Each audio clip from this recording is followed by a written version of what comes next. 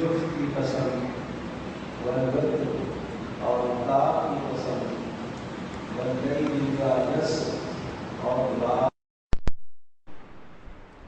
یہ اللہ پاک نے قسمیں کھا کر انسانوں کو اس بات پر متنبہ فرمایا کہ اگر تم اس جہان میں اللہ کی نافرمانی کرو گے تو اس نافرمانی کی سزا تمہیں دنیا میں اور آخرت میں دونوں جہانوں میں ملے گی۔ پھر اس کے بعد اللہ پاک نے گزشتہ قوموں کی تاریخ کو بیان فرمایا۔ چند آیات میں گزشتہ قوموں کے احوال ہیں کہ جنہوں نے اللہ کی نافرمانی اور بغاوت کی، اللہ نے کس طرح سے انہیں دنیا میں نیست و نابود، تباہ و برباد کیا، اور آخرت کی ہمیشہ ہمیشہ کی ذلت ان کا مقدر بن کر رہی۔ اس میں قوم عاد، قوم سمود اور فرعون اور اس کے لاؤ لشکر اور جتنی بڑی بڑی نافرمان اور طاقتور قومیں ہیں، التی لم یخلق مثلھا فی البلاد، طاقت میں، غرور میں، دنیا کی ٹیکنالوجی میں، آسائش و آرام میں ایسے تھے کہ ایسی کائنات میں ان کی مثال نہیں ملتی۔ لیکن جب انہوں نے فساد پھیلایا، اللہ کی نافرمانی کی، فَأَكْثَرُوا فِيهَا الْفَسَادَ فَصَبَّ عَلَيْهِمْ رَبُّكَ صَوْتَ عذاب، پھر تیرے پروردگار نے عذاب کا کوڑا ان پر برسایا۔ اور پھر ایک آیت میں ایسی سخت تنبیہ ہے، ان ربک لبالمرصاد، بے شک تیرا پروردگار تم میں سے ہر انسان کے اعمال کو دیکھ رہا ہے۔ کسی انسان کا کوئی عمل اس پروردگار سے چھپا ہوا نہیں۔ تمہارے دل میں پیدا ہونے والے خیالات، تمہارے دماغ میں آنے والی سوچیں، اور تمہارے ہاتھوں سے کیے ہوئے اعمال، اور پاؤں کی حرکتیں، اور کانوں کا سننا، اور آنکھوں کا دیکھنا، اور زبانوں کا بولنا، وہ سب کچھ وہ پروردگار جانتا ہے۔ لبالمرصاد، مرصاد کا لفظ ایسے استعمال ہوتا ہے کہ جیسے کوئی شخص کسی ایک ہی چیز کو ہدف بنا کر دیکھ رہا ہو اور اس کی ایک ایک حرکت کو نوٹ کر رہا ہو کہ یہ میری آنکھوں سے کہیں دائیں بائیں نہ ہو جائے، اور اس کی ایک ایک بات کو دیکھ رہا ہے اور وہ اس کو نہیں دیکھ رہا ہوتا۔ اس طرح سے تمہارا پروردگار تم میں سے ہر ایک کی ایک ایک حرکت اور ایک ایک کے عمل کو دیکھ رہا ہے۔ پھر انسان کے مزاج کو بیان فرمایا کہ یہ انسان اس دنیا میں جب اسے مال ملتا ہے تو یہ تکبر میں آتا ہے، اور جب اللہ پاک تنگ دستی میں مبتلا کرتا ہے تو یہ کہتا ہے میرے رب نے میری توہین کر دی۔ حالانکہ مال کا ملنا کوئی کامیابی نہیں ہے، مال کا نہ ملنا کوئی ناکامی نہیں ہے، یہ دونوں کے دونوں امتحان ہیں، آزمائش۔ جب اللہ نے دیا تو بھی اللہ نے امتحان کے لیے دیا، اور اللہ نے فقر میں اور تنگ دستی میں مبتلا فرمایا تو بھی یہ اللہ کی طرف سے آزمائش ہے۔ ہاں، تنگ دستی کا سبب یہ تو ہو سکتا ہے، تمہارے چند اعمال تنگ دستی کا سبب بن سکتے ہیں۔ وہ کیا؟ کلا بل لا تکرمون الیتیم، اس لیے کہ تو یتیم کا خیال نہیں رکھتا، اس وجہ سے تنگ دستی مسلط ہو سکتی ہے۔ ولا تحاضون علی طعام المسکین، مساکین اور غرباء کی مدد تو نہیں کرتا، اس لیے تنگ دستی مسلط ہو سکتی ہے۔ وَتَأْكُلُونَ التُّرَاثَ أَكْلًا لَمًّا، سارا کا سارا مال جمع کر کے حلال حرام کی تمیز کیے بغیر کھانا چاہتا ہے۔ وَتُحِبُّونَ الْمَالَ حُبًّا جَمًّا، اور مال سے بے پناہ تو محبت کرتا ہے۔ یہ چار اسباب ہو سکتے ہیں تیری تنگ دستی کے، جو تو کہہ رہا ہے کہ جب تنگ دستی میں مبتلا ہوا تو میرے رب نے میری توہین کر دی، ایسا نہیں ہے، یہ تیرا نظریہ، یہ تیری سوچ غلط ہے۔ کلا اذا دکت الارض دکا دکا، پھر قیامت کا منظر ذکر فرمایا کہ وہ وقت یاد رکھنا چاہیے کہ جب یہ زمین کوٹ کر ریزہ ریزہ کر دی جائے گی، اور تیرا پروردگار اور ملائکہ آسمانوں سے اتریں گے، آسمان پھٹ جائے گا اور حساب و کتاب کا نظام شروع ہو جائے گا۔ جہنم کو سامنے لایا جائے گا، اس وقت یہ انسان کہے گا مجھے تھوڑا سا موقع دیا جائے، میں نے جہنم کو دیکھ لیا، آخرت کے عذابوں کو دیکھ لیا، تھوڑا سا مجھے موقع دیں، میں سمجھ کر عمل کر کے آ جاؤں۔ وَأَنَّا لَهُ الذِّكْرَى، اب نصیحت کا وقت ختم ہو گیا۔ یقول یا لیتنی قدمت لحیاتی، اس وقت جب دیکھے گا آخرت کے مناظر کو کہے گا ہائے کاش یہاں کے لیے کوئی نیک عمل کر کے لے آتا۔ یقول یا لیتنی قدمت لحیاتی، ہائے کاش یہاں کے لیے کوئی نیک عمل کر لیتا۔ فیومئذ لا يعذب عذابہ احد ولا يوثق وثاقہ احد، مت پوچھو اس دن کا کیا عالم ہوگا، اس دن اللہ جیسا عذاب کسی کا عذاب نہیں ہوگا۔ جیسے اللہ کی پکڑ، ایسی پکڑ تم نے دنیا میں نہ دیکھی ہوگی، کبھی ایسی پکڑ تم نے نہ دیکھی ہوگی۔ یا ایتھا النفس المطمئنہ، چونکہ بات نافرمانوں کی آئی، باغیوں کی اور ظالموں کی اللہ نے ذکر فرمائی اور ان کے اوپر ہونے والے عذابوں کا تذکرہ کیا، تو اس دنیا میں جو اللہ کی مان کر چلتا ہے اس کی روح کیسے قبض ہوتی ہے، اس کی روح جب نکلتی ہے اسے اللہ کی طرف سے کیا خوشخبریاں اور بشارتیں ملتی ہیں۔ یا ایتھا النفس المطمئنہ، نیک انسان کی روح جو نیک اعمال کرتا ہے، جب فرشتے اس کی روح قبض کرنے کے لیے آتے ہیں تو وہ یوں کہتے ہیں کہ اے اطمینان والی پاکیزہ روح، تو ایک پاکیزہ جسم میں تھی، اب چل اپنے پروردگار کے پاس، اور اس رب کے پاس تیرے لیے بڑی بڑی نعمتیں ہیں اور تیرے لیے راحت کا سامان ہے۔ اور پھر اس روح کو پہلے آسمانوں پر لے جایا جاتا ہے۔ کس کی روح ہے؟ پوچھتے ہیں فرشتے، بتایا جاتا ہے فلان بن فلان کی روح ہے۔ فرشتے کہتے ہیں مرحبا، مبارک ہو مبارک ہو، اچھے اور نیک جسم میں تھی اور نیک جسم سے نکل کر نیک روح آئی ہے۔ دوسرے آسمان میں، تیسرے میں، چوتھے میں، ہر آسمان میں فرشتے پوچھتے ہیں، پھر اللہ کے عرش کے سامنے جا کے وہ سجدہ ریز ہوتی ہے۔ یہ کس کی روح ہے؟ یہ نیک انسان کی۔ ارجعی الی ربک راضیۃ مرضیہ، اللہ کی طرف سے اعلان ہوتا ہے اس کو، چل تو اپنے پروردگار کے پاس، تیرا پروردگار تو راضی ہے اور تو اس سے راضی ہے۔ فادخلی فی عبادی وادخلی جنتی، پروردگار کا اعلان ہوتا ہے چل میرے بندوں میں داخل ہو جا، چل میری جنت میں داخل ہو جا۔ فادخلی فی عبادی وادخلی جنتی، میرے بندوں میں آ جا اور میری جنت میں داخل ہو جا۔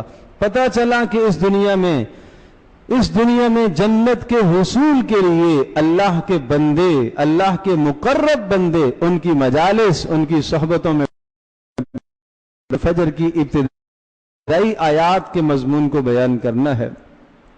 اللہ پاک نے قسم کھائی ہے، والفجر، اللہ نے قسم کھائی فجر کے وقت کی، ولیال عشر، اور 10 راتوں کی قسم، والشفع والوتر، جفت و طاق کی قسم، واللیل اذا یسر، اور اسی طرح سے رات کی قسم۔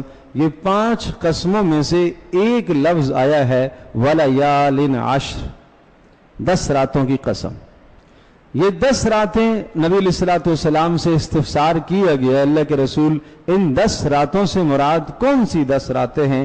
تو رسول اللہ صلی اللہ علیہ وسلم نے فرمایا ذی الحجہ کے ابتدائی عشرے کی 10 راتیں مراد ہیں۔ تو گویا کہ ان 10 راتوں کی جو آگے آنے والی ہیں، ذی الحجہ کا مہینہ آنے والا ہے، اس کی 10 راتوں کی اللہ پاک نے قسم کھائی۔ اس کو ہم ذو الحجہ بھی پڑھتے ہیں، ذی الحجہ بھی پڑھتے ہیں، ذی الحجہ، اس کا تعلق عربی گرامر سے ہے، لیکن ذو الحجہ ہا کے زبر کے ساتھ بھی اور ہا کے زیر کے ساتھ بھی، ذو الحجہ بھی ہے، ذو الحجہ بھی ہے، جیسے اس کو پڑھیں کوئی حرج نہیں ہے۔ ذو الحجہ کا معنی یا ذو الحجہ کا معنی حج والا مہینہ، چونکہ اسلامی اور قمری مہینوں میں سے یہ آخری مہینہ کہلاتا ہے۔ ذی الحجہ یا ذو الحجہ یہ حج کا مہینہ کہلاتا ہے، اور اس میں چونکہ حج کا فریضہ ادا کیا جاتا ہے تو اسی مناسبت سے اس کو ذو الحجہ کہا جاتا ہے۔ اور پھر رسول اللہ صلی اللہ تعالی وسلم کی تصریح کے مطابق اس کی جو ابتدائی 10 راتیں ہیں، یہ 10 راتیں بڑی اہمیت کی حامل ہیں۔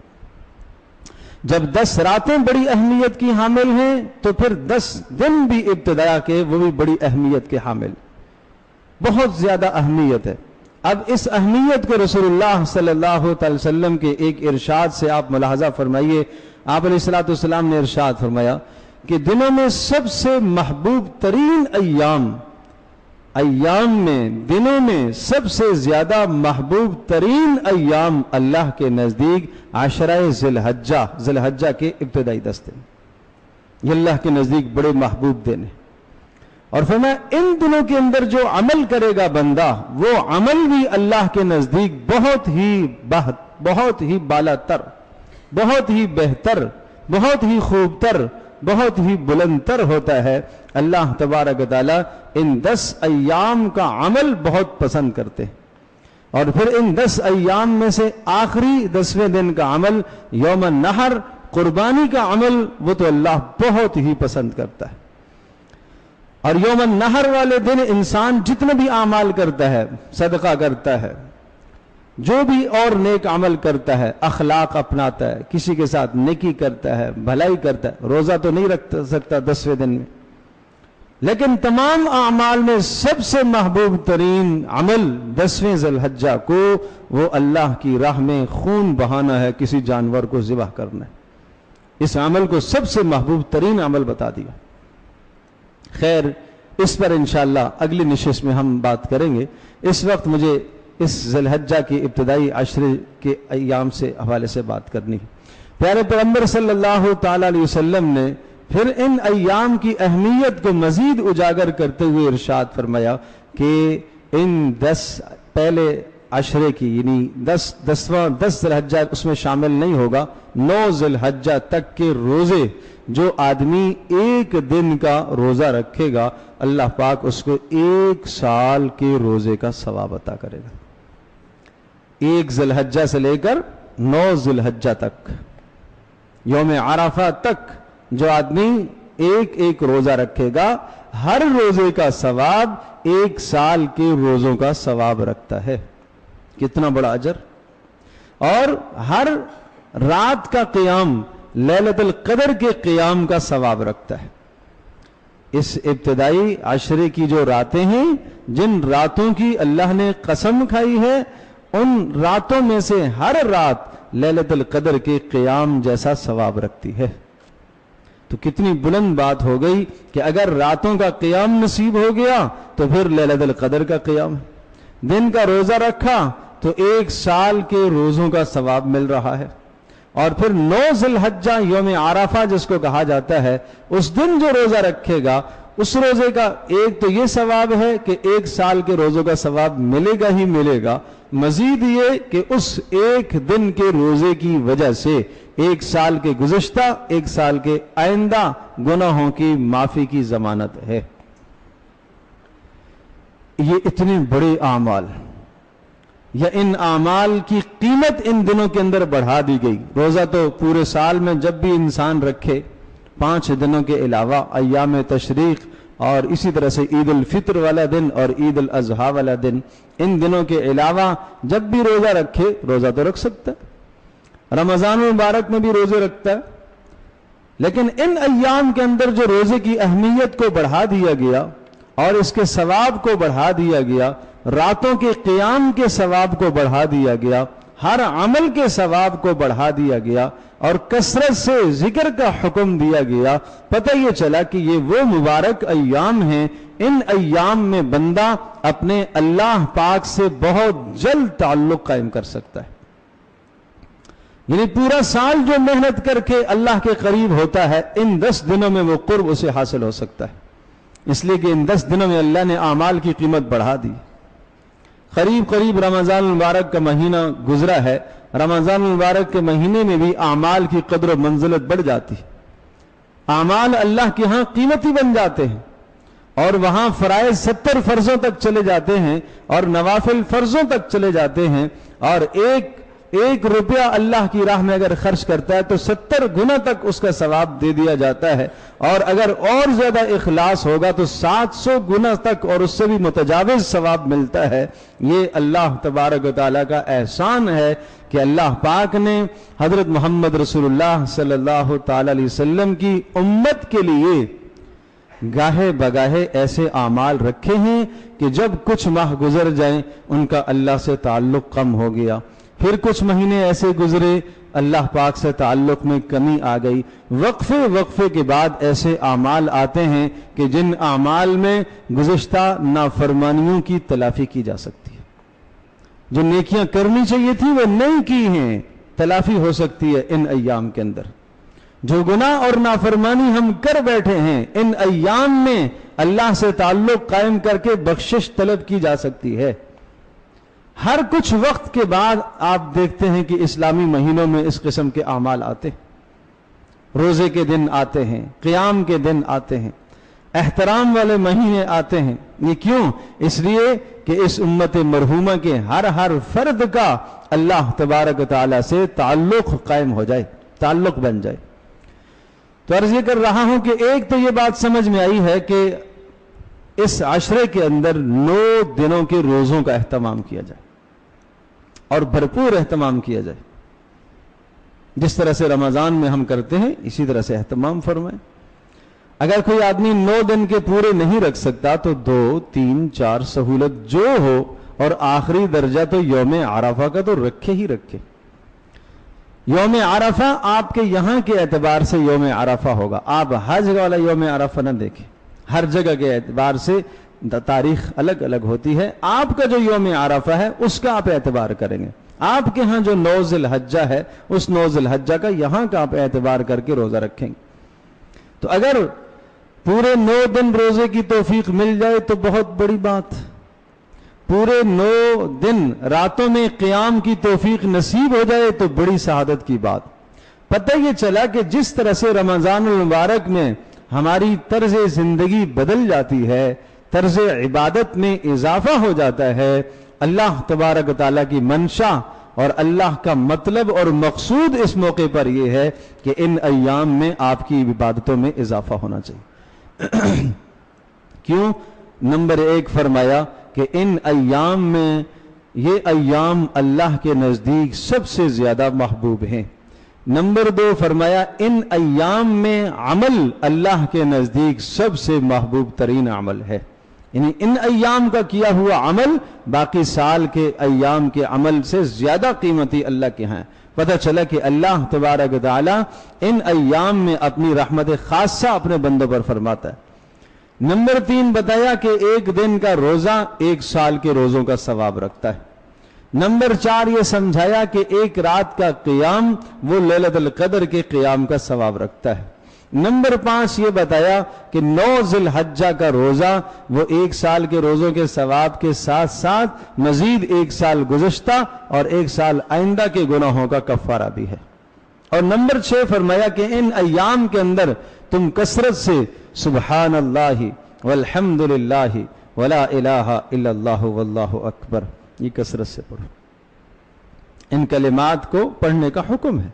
सुबहान अल्लाह कसरत से पढ़ो, अल्हम्दुलिल्लाह कसरत से पढ़ो, ला इलाहा इल्लल्लाह कसरत से पढ़ो, अल्लाहु अकबर कसरत से पढ़ो। हमारे यहाँ ये विर्द होते हैं, तस्बीह हाथ में होती है, सुबहान अल्लाह भी पढ़ते हैं, अल्हम्दुलिल्लाह भी पढ़ते हैं, अल्लाहु अकबर भी पढ़ते हैं। काश कि इसका मफहूम समझ के पढ़ो। अमल में ताकत पैदा होती है। मैं एक मिसाल अर्ज करता हूं। एक आदमी, आप बैठे हुए थे, एक आदमी आपके पास आया, आप बैठे रहे, ठीक है, उसने सलाम किया, आपने मुसाफा कर लिया, तो आपकी चूंकि उससे जान पहचान नहीं है तो आप उससे मिल लें। थोड़ी देर के बाद बैठे बैठे उसने कहा, जब तारुफ कराया तो पता चला अच्छा ये तो फलां आदमी है, इसके तो आप जानते थे, जहन से निकल गया था, या आपके किसी जानने वाले का करीबी है। तब तारुफ हुआ तो वहां ही हम लिपट जाते, गले लगा देते, खड़े हो जाते, माफ कीजिए मुझे पता नहीं था। क्यों? इसलिए تعارف کے بعد، سمجھنے کے بعد، جاننے کے بعد ملنے کا انداز بھی مختلف ہو جاتا ہے۔ تو جب ہم کسی عمل کو سمجھ کر پڑھتے ہیں، جان کر پڑھتے ہیں، تو انسان کے دل میں کیفیت الگ ہوتی ہے، کیفیات ہی الگ ہوتی ہیں۔ وہ ایک دیہاتی کسی علاقے سے گزرا تو ایک پہلوان کھڑا تھا اور وہ پہلوان چیلنج کر رہا تھا کہ کوئی آئے میرے مقابلے میں۔ تو اس دیہاتی نے کہا میں تیار ہوں۔ اچھا بھائی، تو جب یہ دیہاتی اس نے پنجہ لڑا لیا تو اس پہلوان کو اس نے نیچے زیر کر دیا۔ لوگ حیران ہو گئے کہ یہ تو مانا ہوا پہلوان ہے اور یہ آج کیسے شکست کھا گیا ہے۔ پہلوان نے کہا کہ نہیں، مجھے سمجھ میں نہیں آئی، دوبارہ لڑتے ہیں۔ ٹھیک ہے جی، دوبارہ لڑ لیتے ہیں۔ دوبارہ لڑے تو پھر نیچے ہو گیا، دیہاتی اوپر ہو گیا۔ تو پھر کسی نے دیہاتی کے کان میں کہا کہ تم جانتے ہو یہ تو فلاں فلاں پہلوان ہے۔ اچھا، اس نے نام سنا ہوا تھا، نام تو اس نے سنا ہوا تھا، تو یہ پتہ ہے تو کس کے ساتھ پنجہ لڑا رہا ہے؟ جب اس کو پتہ چلا تو اب پہلوان نے کہا پھر لڑتے ہیں۔ تیسری مرتبہ جب لڑے تو دیہاتی صاحب نیچے، پہلوان اوپر آ گیا۔ کیوں؟ اس لیے کہ پہلے پہچان نہیں تھی، پہلے جانتا نہیں تھا، پہلے سمجھتا نہیں تھا۔ تو جان کے بعد، پہچان کے بعد آدمی کی حالت بدل جاتی ہے، جسم اس کا تھر تھرانے لگا، کانپنے لگا۔ اچھا یہ فلاں صاحب ہے، ان کے ساتھ میں لڑ رہا ہوں۔ میرے عزیز دوستو اور بزرگوں، اگر اللہ تبارک و تعالیٰ کی عظمت اور کبریائی کو پہچان کر ہم ان وظائف کو پڑھیں ہیں، ان اوراد کو اور ان عبادات کو پڑھیں، تو ہماری طرز عبادت میں فرق آئے گا۔ پھر ہماری نماز میں کیوں ہماری توجہ غیر کی طرف جائے؟ اس لیے کہ ہم اللہ کو پہچانتے نہیں۔ ہم نماز میں کھڑے ہو کر کیوں غیر کو سوچیں؟ پھر اس لیے کہ ہم پہچانتے نہیں۔ مسجد سے باہر کھڑے ہیں اور آواز آئی ہے اللہ اکبر اللہ اکبر، حی علی الصلاح حی علی الفلاح، آؤ نماز کو، آؤ کامیابی کو۔ کس نے بلایا؟ اللہ نے بلایا۔ قاصد تو اللہ کی طرف سے ہے، مؤذن پکارنے والا تو اللہ کا قاصد ہے، وہ تو اللہ کا قاصد ہے۔ یہ آواز کس نے بتائی؟ یہ کلمات کس نے سکھائے؟ پیارے پیغمبر صلی اللہ علیہ وسلم نے سکھائے۔ پیارے پیغمبر صلی اللہ علیہ وسلم کو کس نے بتلائے؟ اللہ نے بتلائے۔ گویا کہ اللہ پاک اپنے بندوں کو متوجہ کرنا چاہتا ہے ان کلمات کے ذریعے سے کہ میری طرف آ جاؤ۔ اس اللہ کے بندے کو پتہ نہیں ہے کہ کون بلا رہا ہے، تو یہ وہاں ہی اپنی مجلس میں بیٹھا ہوا ہے، ذرہ برابر اس کے جسم میں جنبش اور حرکت نہ آئے، پتہ یہ چلا کہ یہ پہچانتا نہیں اللہ کو، یہ پہچانتا نہیں۔ اگر یہ پہچانتا ہوتا تو یہ حالت نہ ہوتی۔ کسی اور جگہ سے اگر آواز آ جائے، پکار آ جائے، تھانے سے آ جائے، ملک کا کوئی، علاقے کا کوئی بڑا گورنر، کوئی بڑا عہدیدار طلب کر لے اور فلاں جگہ پر کچہری میں طلب کیا جا رہا ہے، جلدی پہنچو، پھر کیا کیفیت ہوگی؟ اس لیے کہ اس کو پہچانتا ہے، اسے معلوم ہے کہ اگر وہاں میں نہ پہنچا یا میں پہنچا، پہنچنے کے بعد میں نے وہ آداب نہ بجا لائے، وہاں میں کھڑے ہو کر اپنے فون کو سن رہا ہوں، میرے جیب میں ٹی فون کی بج رہی ہے اور ٹون بج رہی ہے اور آواز بج رہی ہے، تو اس کے بعد نتیجہ کیا ہوگا وہاں پتہ ہے، اس لیے فون بھی سائلنٹ پہ کر کے جاتا ہے۔ یہاں پتہ نہیں ہے کہ میں کس کے گھر میں آیا ہوں، یہاں سمجھتا نہیں ہے کہ میں کس عظیم الشان مالک کے دروازے پر آیا ہوں۔ کاش کہ یہ عظمت ہمارے دل میں آ جائے۔ وما قدر اللہ حق قدرہ، اس لیے اللہ پاک نے گلہ فرمایا تم نے اللہ کی عظمت ایسے نہ کی جیسے کہ عظمت کا حق تھا، تم نے اللہ کو پہچانا نہیں ہے جیسے کہ پہچاننے کا حق تھا، تم اللہ سے ایسا ڈر نہیں اختیار کرتے ہو جیسا کہ اللہ سے ڈرنے کا حق تھا۔ تو جب ایک آدمی سبحان اللہ پڑھتا ہے، تمہیں کیا معلوم ہے سبحان اللہ سے کیا ہے؟ پیارے پیغمبر صلی اللہ علیہ وسلم کا فرمان ہے، یہ لفظ سبحان اللہ یہ زمین آسمان کے بیچ کے خلا کو نیکیوں سے بھر دیتا ہے، اس کی طاقت تمہیں معلوم ہے۔ والحمدللہ تملأ المیزان، اور لفظ الحمدللہ قیامت کے دن یہ میزان کو بھر دے گا، ایک لفظ الحمدللہ قیامت کے دن میزان کو بھر دے گا۔ ابھی اس کی قیمت نہیں پتا، ابھی جو وقت کسی کی چاپلوسی میں لگ جائے، جھوٹ بولنے میں لگ جائے، غیبت میں لگ جائے، اور فضولیات اور لغویات میں جو وقت صرف ہوتا ہے اس وقت کو آدمی قیمتی سمجھتا ہے، سبحان اللہ الحمدللہ کو کہاں قیمتی سمجھتا ہے؟ تو میرا عزیز دوستو بزرگوں، پیارے پیغمبر صلی اللہ علیہ وسلم نے ان ایام میں اس ذکر کی خاص تاکید فرمائی ہے، لیکن سمجھ کر پڑھو۔ سبحان اللہ کیا معنی ہے؟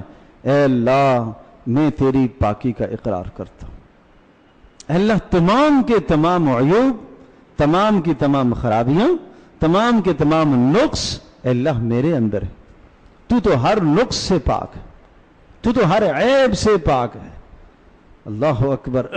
اس تصور کے ساتھ اس کلمے کو پڑھو، جب آدمی کہتا ہے سبحان ربی العظیم، سبحان ربی الاعلی، کاش کہ اس کی حقیقت سمجھ میں آ جائے۔